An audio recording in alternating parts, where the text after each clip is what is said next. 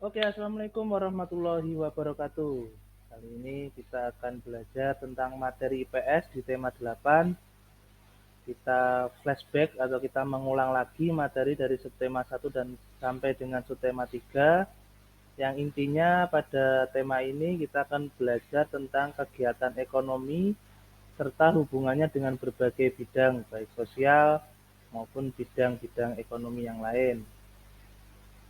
Nah, yang sudah kita pelajari berkaitan dengan kegiatan ekonomi tentang produksi, tentang distribusi, tentang konsumsi, juga tentang mata pencaharian penduduk di suatu daerah, terus kegiatan ekonomi di Indonesia dan karakteristik daerah dalam melaksanakan kegiatan ekonominya. Ini sudah disampaikan pada materi sebelumnya di subtema 1 sampai dengan subtema 3. Untuk mengulang kembali bahwa kegiatan ekonomi adalah aktivitas manusia dalam memenuhi kebutuhannya. Bentuk kegiatan ekonomi yang dilakukan manusia mencakup 3 kegiatan yang berkesinambungan, yaitu produksi, distribusi, dan konsumsi. Kebutuhan ekonomi tersebut antara lain adalah sandang atau pakaian yang kalian pakai, pangan atau makanan, papan atau tempat tinggal, kesehatan, pendidikan, informasi, dan lain sebagainya. Nah, salah satu kegiatan ekonomi yang biasa kita temui di sekitar kita yaitu saat kalian pernah ikut orang tua kalian ke pasar. Kenapa pasar? Karena di pasar itu ada sistem jual beli. Jadi dari distributor atau pedagang kepada konsumen kita yang membeli itu.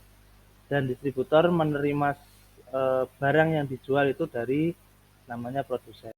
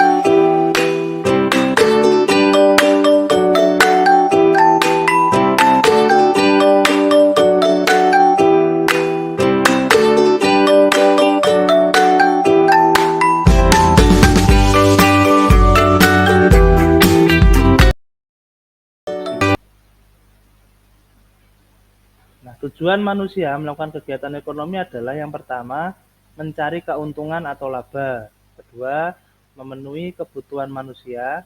Yang ketiga, meningkatkan mutu dan jumlah produksi. Yang keempat, menjaga kelangsungan hidup perusahaan.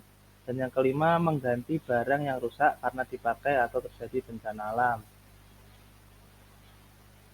Nah, kegiatan ekonomi, contoh dari kegiatan ekonomi yang berupa produksi bahan makanan. Yang pertama, seorang petani disebut sebagai produsen. Kenapa produsen? Karena petani menyediakan bahan makanan untuk nantinya dikonsumsi oleh konsumen sebagai kebutuhan pangannya.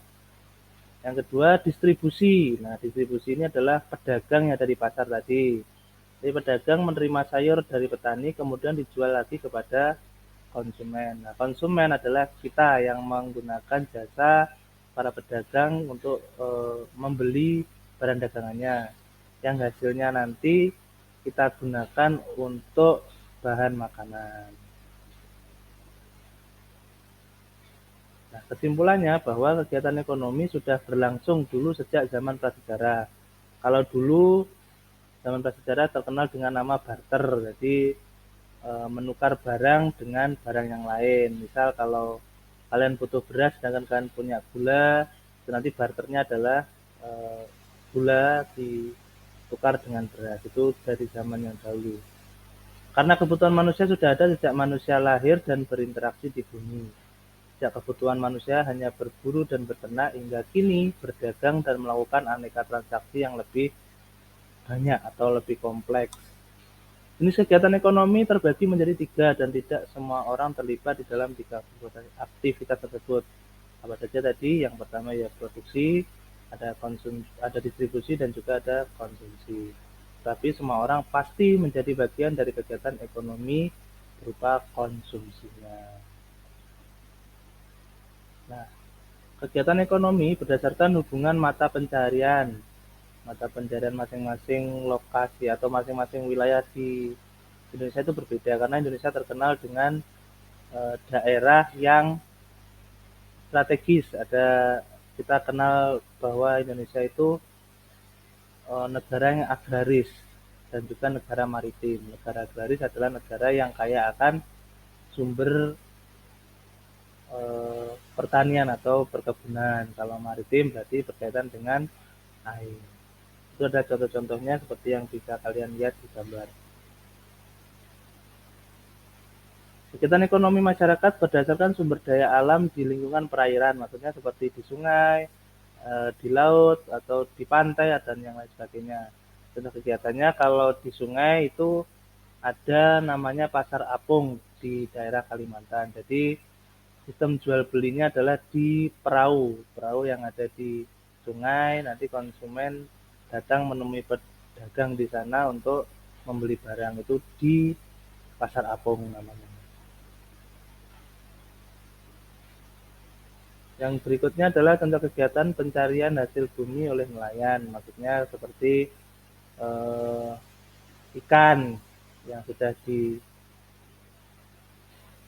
oleh nelayan, nanti kita bisa belikan itu langsung pada nelayannya atau mungkin melalui pasar ikan. Kegiatan ekonomi masyarakat berdasar sumber daya alam di dataran tinggi. Maksudnya dataran tinggi adalah dataran yang kondisinya lebih tinggi daripada yang kita tempati. Mungkin ada yang tinggal di daerah pegunungan, ada daerah-daerah yang sedikitnya lebih dingin daripada kondisi di sekitar sekolah, itu namanya dataran tinggi. Yang pertama sebagai petani, jadi di sana ada produksi sayuran dan produksi buah-buahan. Dari sektor pariwisata ada usaha penginapan, usaha restoran, dan usaha tempat wisata karena lebih dominan dan lebih asri tempat tinggalnya. Kegiatan ekonomi masyarakat berdasarkan sumber daya alam di dataran rendah. Nah ini seperti di sekolah itu termasuk dataran rendah karena lebih landai daripada dataran tinggi tadi. Untuk hasil konsumsinya macam-macam. Dari faktor produksi, wilayah dataran rendah banyak dimanfaatkan untuk lahan produksi pertanian dan peternakan. Yang kedua adalah penghasil produk industri. Kegiatan ekonomi jenis industri seperti produksi tekstil, produksi makanan dan obat-obatan, hingga produksi otomotif. Jadi banyak sekali, mungkin kalian akan menjumpai pabrik-pabrik itu mayoritas ada di dataran rendah. Lahan jasa atau persewaan, kegiatan ekonomi yang memanfaatkan lahan untuk perumahan. Biasanya di daerah perkotaan itu bentuk kegiatan ekonominya ada di bagian infrastruktur seperti perumahan atau penginapan. Jenis pekerjaan sesuai tempat tinggal masyarakat. Jenis pekerjaan di dataran tinggi contohnya berkebun teh, pedagang, dan peternak. Jenis pekerjaan di dataran rendah contohnya bertani padi, kelapa, tebu, peternak, dan pedagang. Kemudian jenis pekerjaan di daerah pantai ada mencari ikan, petani kelapa, pemandu wisata, pedagang, dan petani garam. Bentang alam dataran rendah dan pemanfaatannya. Dataran rendah merupakan wilayah yang berada antara 0 sampai 200 meter di atas permukaan laut.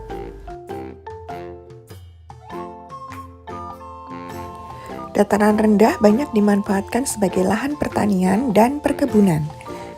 Hal ini dikarenakan dataran rendah memiliki cukup banyak air dan suhu udara yang baik untuk tanaman. Nah, sekarang mari kita berlatih bersama. Yang pertama, silakan kerjakan soal yang ada pada gambar tersebut pada buku tulis kalian. Yang kedua adalah catatlah bidang sesuai gambar tersebut dan barang terjasa yang dihasilkannya pada buku tulis kalian. Seperti contohnya yang pertama, aktivitas ekonominya adalah seorang petani, bidangnya adalah pertanian. Barang terjasa yang dihasilkan berupa padi, jagung, singkong, teh, kopi, dan lain-lain. Yang kedua itu apa? Ketiga, keempat, dan kelima apa? Nanti dituliskan di buku tulis kalian langsung. Soal yang kedua, ini berkaitan dengan jenis pekerjaan yang mungkin ada di sekitar kalian saja, beserta barang yang dihasilkannya. Jadi contohnya pekerjaan di sini lebih ke hal-hal pekerjaan yang menghasilkan sebuah produk. Misal contoh, pekerjaan sebagai petani, barang yang dihasilkan jagung dan padi. Ada lagi misal pekerjaannya adalah penjahit, barang yang dihasilkan adalah berupa baju atau tekstil-tekstil yang lainnya. Oke, cukup sekian untuk pelajaran IPS. Semoga khususnya di tema 8 ini kalian sudah mengenal banyak tentang kegiatan ekonomi dan semoga ilmu yang disampaikan bermanfaat. Akhir kalam, wassalamualaikum warahmatullahi wabarakatuh.